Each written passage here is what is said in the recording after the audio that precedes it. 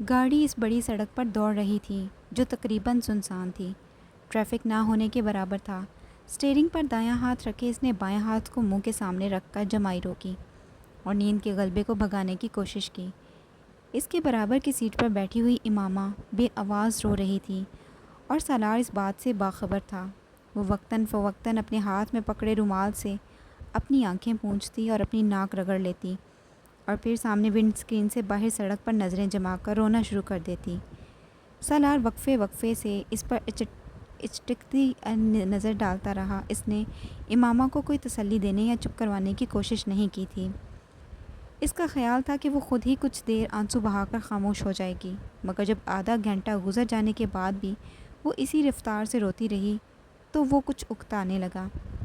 اگر تمہیں گھر سے اس طرح بھاگ آنے پر اتنا پچھتاوا ہونا تھا تو پھر تمہیں گھر سے بھاگنا ہی نہیں چاہیے تھا۔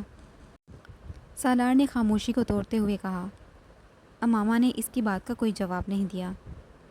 ابھی بھی کچھ نہیں بگڑا۔ ابھی تو شاید تمہارے گھر میں کسی کو تمہاری غیر موجودگی کا پتہ بھی نہیں چلا ہوگا۔ اس نے کچھ دیر اس کے جواب کا انتظار کے بعد اسے مشورہ دیا۔ مجھے کوئی پچھتاوا نہیں ہے۔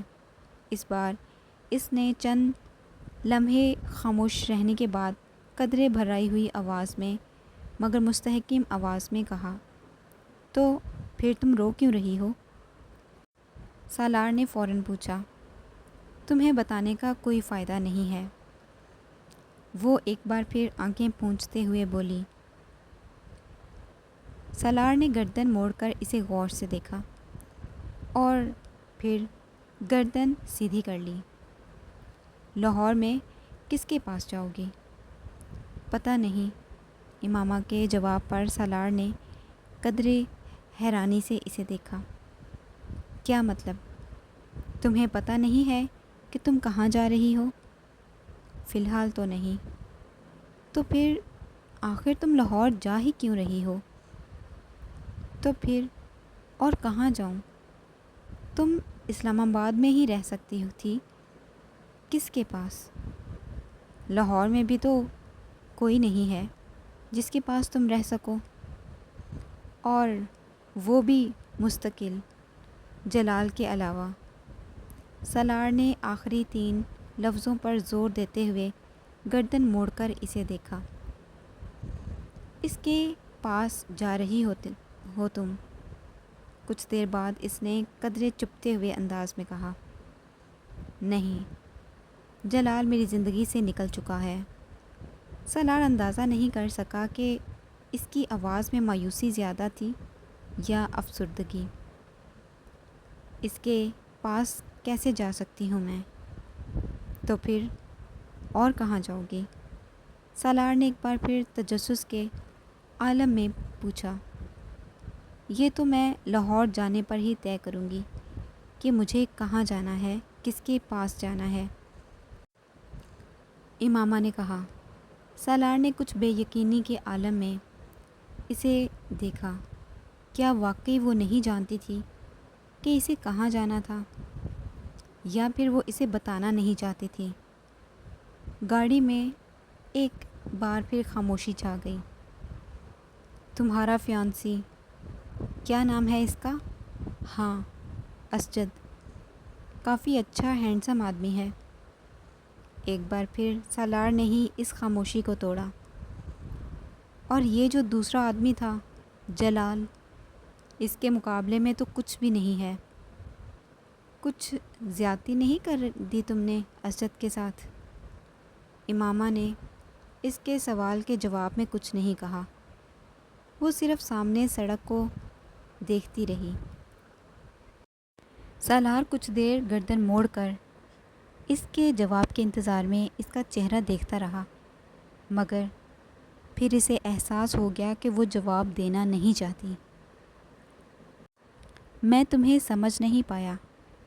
جو کچھ تم کر رہی ہو اسے بھی نہیں۔ تمہاری حرکتیں بہت بہت عجیب ہیں، اور تم اپنی حرکتوں سے زیادہ عجیب ہو۔ سالار نے کچھ دیر خاموش رہنے کے بعد کہا۔ اس بار امامہ نے گردن موڑ کر اسے دیکھا۔ کیا تمہاری حرکتوں سے زیادہ عجیب ہیں میری حرکتیں؟ اور کیا میں تم سے زیادہ عجیب ہوں؟ بڑے دھیمے مگر مستحکم لہجے میں پوچھے گئے اس سوال نے چند لمحوں کے لیے سالار کو لاجواب کر دیا تھا۔ میری کون سی حرکتیں عجیب ہیں؟ اور میں کس طرح عجیب ہوں؟ چند لمحے خاموش رہنے کے بعد سالار نے کہا، تم جانتے ہو تمہاری کون سی حرکتیں عجیب ہیں؟ امامہ نے واپس ونڈ اسکرین کی طرف گردن موڑتے ہوئے کہا، یقیناً میری خودکشی کی ہی بات کر رہی ہو تم۔ سالار نے خود ہی اپنے سوال کا جواب دیتے ہوئے کہا، حالانکہ میں خودکشی نہیں کرنا چاہتا، نہ ہی میں خودکشی کی کوشش کر رہا ہوں، میں تو صرف ایک تجربہ کرنا چاہتا تھا۔ کیسا تجربہ؟ میں ہمیشہ لوگوں سے ایک ہی سوال پوچھتا ہوں، مگر کوئی بھی مجھے اس کا تسلی بخش جواب نہیں دے سکا، اس لیے میں اس سوال کا جواب خود ڈھونڈنے کی کوشش کر رہا ہوں۔ وہ بولتا رہا، کیا پوچھتے ہو تم لوگوں سے؟ بہت آسان سا سوال ہے، مگر ہر ایک کو مشکل لگتا ہے۔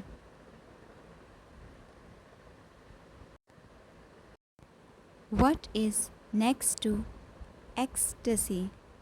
اس نے گردن موڑ کر امامہ سے پوچھا۔ وہ کچھ دیر اسے دیکھتی رہی، پھر اس نے مدھم آواز میں کہا، پین۔ سالار نے بلا توقف ایک اور سوال کیا، and what is next to pain? Salar نے اسی انداز میں ایک اور سوال پوچھا، nothingness. What is next to nothingness? Hell, Imama نے کہا۔ اس بار امامہ خاموشی سے اس کا چہرہ دیکھتی رہی۔ And what is next to heel?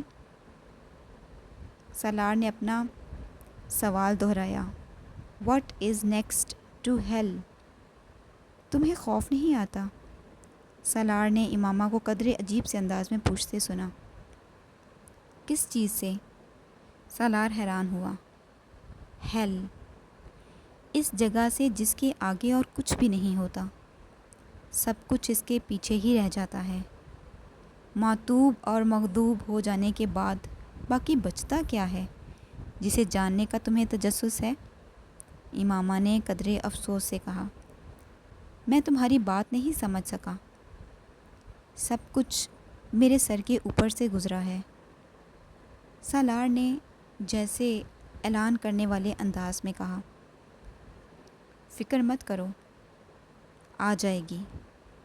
ایک وقت آئے گا جب تمہیں ہر چیز کی سمجھ آ جائے گی، پھر تمہاری ہنسی ختم ہو جائے گی، تب تمہیں خوف آنے لگے گا، موت سے بھی اور دوزخ سے بھی۔ اللہ تمہیں سب کچھ دکھا اور بتا دے گا، پھر تم کسی سے یہ کبھی نہیں پوچھا کرو گے، what is next to ecstasy? Imama نے بہت رسانیت سے کہا۔ یہ تمہاری پیش گوئی ہے؟ سالار نے اس کی بات کے جواب میں کچھ چپتے ہوئے لہجے میں کہا۔ نہیں، امامہ نے اسی انداز میں کہا۔ تجربہ؟ سالار نے گردن سیدھی کر لی۔ ہاں، یہ تمہارا تجربہ ہی ہو سکتا ہے کہ تم نے خودکشی ہی کی ہے، میرا مطلب ہے کرنے کی کوشش کی ہے۔ میں نے اپنے طریقے سے یہ کوشش کی تھی، تم نے اپنے طریقے سے کی ہے، سالار نے سرد مہری سے کہا۔ امامہ کی آنکھوں میں ایک بار پھر آنسو آ گئے۔ گردن موڑ کر اس نے سالار کو دیکھا۔ میں نے کوئی خودکشی نہیں کی۔ کسی لڑکے کے لیے گھر سے بھاگنا ایک لڑکی کے لیے خودکشی ہی ہوتی ہے، وہ بھی اس صورت میں جب وہ لڑکا شادی پر تیار ہی نہ ہو۔ دیکھو، میں خود ایک لڑکا ہوں، بہت براڈ مائنڈڈ ہوں اور لبرل ہوں، اور میں بالکل برا نہیں سمجھتا کہ اگر ایک لڑکی گھر سے بھاگ کر کسی لڑکے کے ساتھ کورٹ میرج یا شادی کر لے، مگر وہ لڑکا اس کا ساتھ تو دے۔ ایک ایسے لڑکے کے لیے گھر سے بھاگ جانا جو شادی کر چکا ہو، میری سمجھ میں نہیں آتا۔ اور پھر تمہاری عمر میں بھاگنا بالکل حماقت ہے۔ میں کسی لڑکے کے لیے نہیں بھاگی ہوں، جلال انصر، سالار نے اس کی بات کاٹ کر اسے یاد دلایا۔ میں اس کے لیے نہیں بھاگی ہوں، وہ بے اختیار بلند آواز میں چلائی۔ سالار کا پاؤں بے اختیار بریک پر جا پڑا۔ اس نے حیرانی سے امامہ کو دیکھا۔ تم مجھ پر کیوں چلا رہی ہو؟ مجھ پر چلانے کی ضرورت نہیں ہے، سالار نے ناراضگی سے کہا۔ وہ کھڑکی سے باہر دیکھنے لگی۔ یہ جو تمہاری مذہب والی تھیوری یا فلسفی یا پوائنٹ یا جو بھی ہے، آئی ڈونٹ گیٹ اٹ۔ کیا فرق پڑتا ہے اگر کوئی کسی اور پیغمبر کو ماننا شروع ہو گیا؟ زندگی ان فضول بحثوں کے علاوہ بھی کچھ ہے۔ مذہب، عقیدے یا فرقے پر لڑنا، واٹ ربش۔ امامہ نے گردن موڑ کر ناراضگی کے عالم میں اسے دیکھا۔ جو چیزیں تمہارے لیے فضول ہیں، ضروری نہیں وہ ہر ایک کے لیے فضول ہوں۔ میں اپنے مذہب پر قائم رہنا نہیں چاہتی، اور نہ ہی اس مذہب کے کسی شخص سے شادی کرنا چاہتی ہوں، تو یہ میرا حق ہے کہ میں ایسا کروں۔ میں تم سے ایسی چیزوں کے بارے میں بحث نہیں کرنا چاہتی جسے تم نہیں سمجھتے، اس لیے تم ان معاملات کے بارے میں اس طرح کے تبصرے مت کرو۔ مجھے حق ہے کہ میں جو چاہے کہوں، فریڈم آف ایکسپریشن، آزادی کا اظہار، سالار نے کندھے اچکاتے ہوئے کہا۔ امامہ نے جواب دینے کی بجائے خاموشی اختیار کی۔ وہ کھڑکی سے باہر دیکھنے لگی۔ سالار بھی خاموشی سے گاڑی ڈرائیو کرنے لگا۔ یہ جلال انصر، میں اس کی بات کر رہا تھا۔ وہ کچھ دیر کی خاموشی کے بعد ایک بار پھر اپنے اسی موضوع کی طرف آ گیا۔ اس میں کیا خاص بات ہے؟ اس نے گردن موڑ کر امامہ کو دیکھا۔ وہ اب ونڈ اسکرین سے باہر سڑک کو دیکھ رہی تھی۔ جلال انصر اور تمہارا کوئی جوڑ نہیں ہے۔ وہ بالکل بھی ہینڈسم نہیں ہے۔ تم ایک خوبصورت لڑکی ہو۔ میں حیران ہوں تم اس میں کیسے دلچسپی لینے لگی۔ کیا وہ بہت زیادہ انٹیلیجنٹ ہے؟ اس نے امامہ سے پوچھا۔ امامہ نے حیرانی سے اسے دیکھا۔ انٹیلیجنٹ؟ کیا مطلب؟ دیکھو، یا تو کسی کی صورت اچھی لگتی ہے، میں نہیں سمجھتا تمہیں جلال کی شکل اچھی لگی ہوگی، یا پھر کسی کا فیملی بیک گراؤنڈ، پیسہ وغیرہ کسی میں دلچسپی کا باعث بنتا ہے۔ اب جلال کا فیملی بیک گراؤنڈ یا مالی حالت کے بارے میں نہیں جانتا، مگر خود تمہارا فیملی بیک گراؤنڈ جتنا ساؤنڈ ہے، یہ بھی تمہارے لیے اس میں دلچسپی کا باعث نہیں بن سکتا۔ واحد بچ جانے والی وجہ کسی کی ذہانت، قابلیت وغیرہ ہے۔ اس لیے پوچھ رہا ہوں کہ کیا وہ بہت انٹیلیجنٹ ہے، کیا بہت آؤٹ اسٹینڈنگ اور بریلینٹ ہے؟ نہیں، امامہ نے مدھم آواز میں کہا۔ سالار کو مایوسی ہوئی۔ تو پھر تم اس کی طرف متوجہ کیسے ہوئیں؟ امامہ ونڈ اسکرین سے باہر ہیڈ لائٹس کی روشنی میں نظر آنے والی سڑک دیکھتی رہی۔ سالار نے اپنا سوال دہرایا۔ صرف کندھے اچکاتے ہوئے وہ دوبارہ ڈرائیونگ پر توجہ دینے لگا۔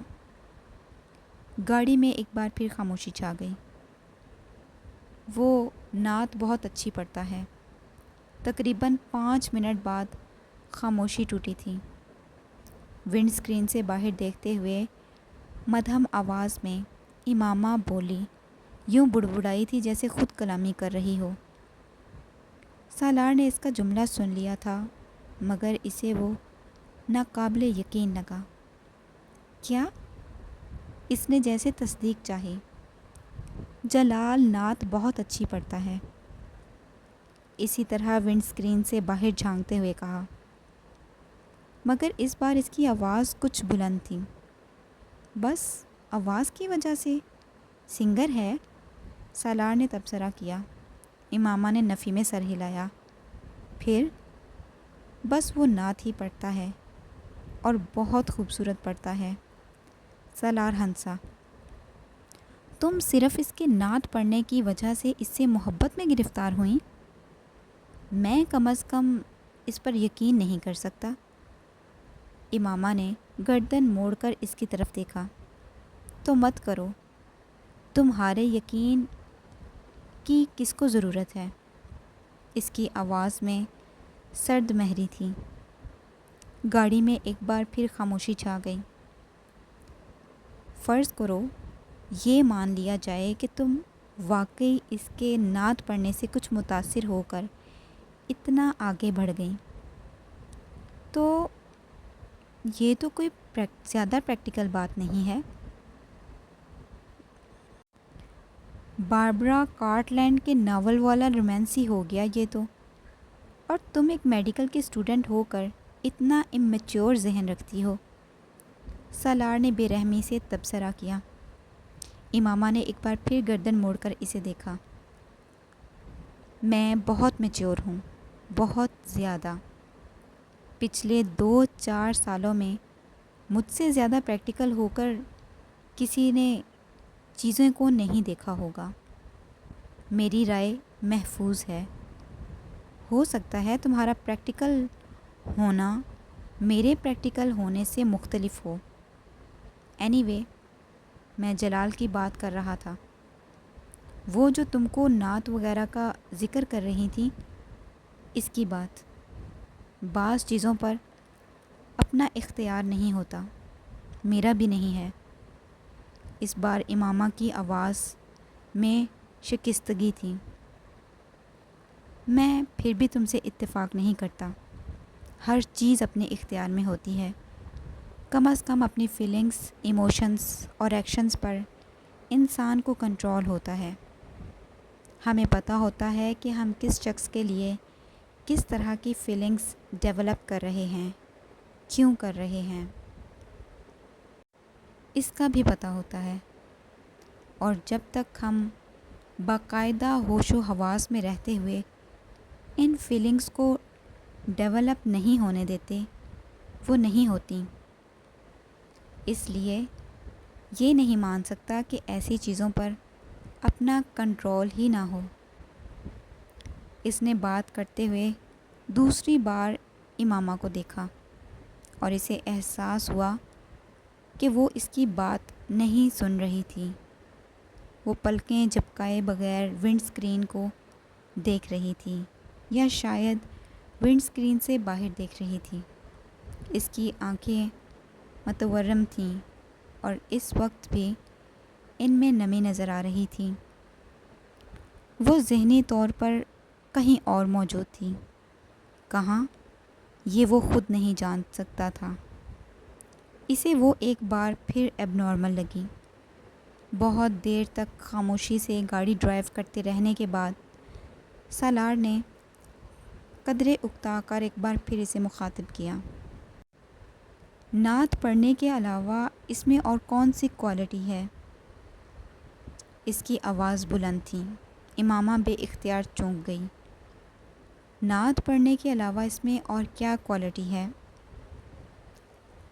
سالار نے اپنا سوال دہرایا۔ ہر وہ کوالٹی جو ایک اچھے انسان اچھے مسلمان میں ہوتی ہے۔ امامہ نے کہا، مثلاً؟ سالار نے بھوئیں اچکواتے ہوئے کہا، اور اگر نہ بھی ہوتی تو بھی وہ شخص حضرت محمد صلی اللہ علیہ وسلم سے اتنی محبت کرتا ہے کہ میں اسے اسی ایک کوالٹی کی خاطر کسی بھی دوسرے شخص پر ترجیح دیتی۔ سالار عجیب سے انداز میں مسکرایا۔ What a logic! ایسی باتوں کو میں واقعی ہی نہیں سمجھ سکتا۔ اس نے گردن کو نفی میں ہلاتے ہوئے کہا، تم اپنی پسند سے شادی کرو گے یا اپنے پیرنٹس کی پسند سے؟ امامہ نے اچانک اس سے پوچھا۔ وہ حیران ہوا۔ آف کورس اپنی پسند سے، پیرنٹس کی پسند سے شادی والا زمانہ تو نہیں ہے یہ۔ اس نے کندھے اچکاتے ہوئے لاپرواہی سے کہا، تم بھی تو کسی کوالٹی کی وجہ سے ہی کوئی لڑکی پسند کرو گے، شکل و صورت کی وجہ سے، یا پھر جس سے تمہاری انڈرسٹینڈنگ ہو جائے گی اس سے؟ ایسا ہی ہوگا نا؟ وہ پوچھ رہی تھی۔ یقیناً، سالار نے کہا، میں بھی تو یہی کر رہی ہوں۔ اپنی اپنی ترجیحات کی بات ہوتی ہے۔ تم ان چیزوں کی بنا پر کسی سے شادی کرو گے، میں بھی ایسی ہی ایک وجہ کی بنا پر شادی کرنا چاہتی تھی جلال انصر سے۔ وہ رکی۔ میری خواہش ہے میری شادی اس سے ہو جو حضرت محمد صلی اللہ علیہ وسلم سے مجھ سے زیادہ محبت رکھتا ہو۔ جلال انصر آپ صلی اللہ علیہ وسلم سے مجھ سے زیادہ محبت کرتا تھا۔ مجھے لگا مجھے اسی شخص سے شادی کرنی چاہیے۔ میں نے تم سے کہا، بعض چیزوں پر اختیار نہیں ہوتا، بعض خواہشات بس ان سے چھٹکارا پانا ممکن نہیں ہوتا۔ اس نے افسردگی سے سر کو جھٹکتے ہوئے کہا، اور اب جب وہ شادی کر چکا ہے تو اب تم کیا کرو گی؟ پتہ نہیں۔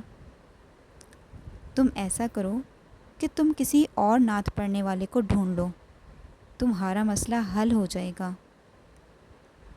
وہ مذاق اڑانے والے انداز میں ہنسا۔ امامہ پلکیں جھپکائے بغیر اسے دیکھتی رہی۔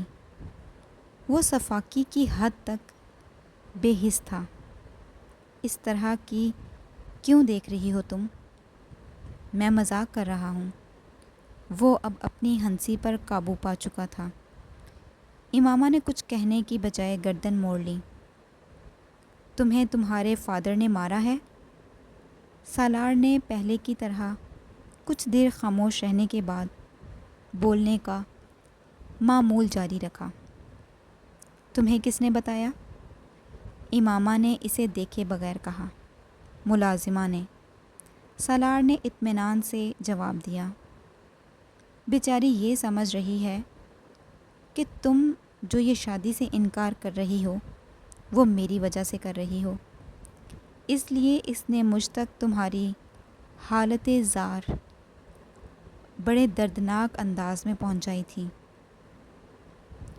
مارا ہے تمہارے فادر نے؟ ہاں، اس نے بے تاثر انداز میں کہا۔ کیوں؟ میں نے پوچھا نہیں، شاید وہ ناراض تھے اس لیے۔ تم نے کیوں مارنے دیا؟ امامہ نے گردن موڑ کر اسے دیکھا۔ وہ میرے بابا ہیں، انہیں حق ہے، وہ مار سکتے ہیں مجھے۔ سالار نے حیرانی سے اسے دیکھا۔ ان کی جگہ کوئی بھی ہوتا وہ اس صورتحال میں یہی کرتا۔ مجھے یہ قابل اعتراض نہیں لگا۔ وہ بڑے ہموار لہجے میں کہہ رہی تھی، اگر مارنے کا حق ہے انہیں تو پھر تمہاری شادی کرنے کا بھی تو حق ہے۔ اس پر اتنا ہنگامہ کیوں کھڑا کر رہی ہو تم؟ سالار نے چپتے ہوئے لہجے میں پوچھا۔ کسی مسلمان سے کرتے اور چاہے جہاں مرضی کرتے میں کروا لیتی، چاہے وہ جلال عنصر نہ ہوتا۔ استہزائیہ انداز میں کہا۔ ہاں، اب بھی آخر کون سا ہو گئی ہے اس سے؟ اس کی آنکھوں میں ایک بار پھر نمی جلملا رہی تھی۔ تو تم ان سے یہ کہہ دیتی، کہا تھا۔ تم سمجھتے ہو میں نے نہیں کہا ہوگا؟ مجھے ایک بات پر بہت حیرانی ہے، سالار نے چند لمحوں کے بعد کہا۔ آخر تم نے مجھ سے مدد لینے کا فیصلہ کیوں کیا، بلکہ کیسے کر لیا؟ تم مجھے خاصا ناپسند کرتی تھیں۔ اس نے امامہ کی بات کا جواب دیے بغیر بات جاری رکھی۔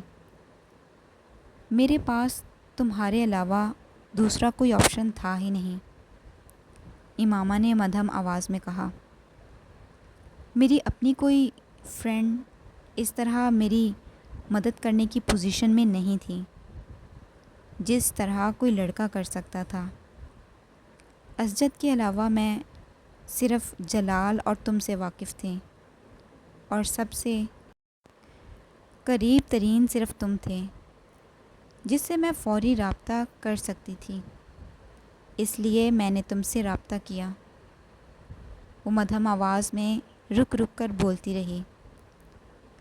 تمہیں یقین تھا کہ میں تمہاری مدد کروں گا؟ نہیں، میں نے صرف ایک رسک لیا تھا۔ یقین کیسے ہو سکتا تھا مجھے کہ تم میری مدد کرو گے؟ میں نے تمہیں بتایا نا، میرے پاس تمہارے علاوہ اور کوئی آپشن تھا ہی نہیں۔ یعنی تم نے ضرورت کے وقت گدھے کو باپ بنا لیا؟ اس کے بے حد عجیب لہجے میں کیے گئے تبصرے نے یکدم امامہ کو خاموش ہو جانے پر مجبور کر دیا۔ وہ بات منہ پر مارنے میں ماہر تھا، مگر اس نے غلط بھی نہیں کہا تھا۔ ویری انٹرسٹنگ، اس نے امامہ کے جواب کا انتظار کیے بغیر کہا، جیسے اپنے تبصرے پر خود ہی محفوظ ہوا تھا۔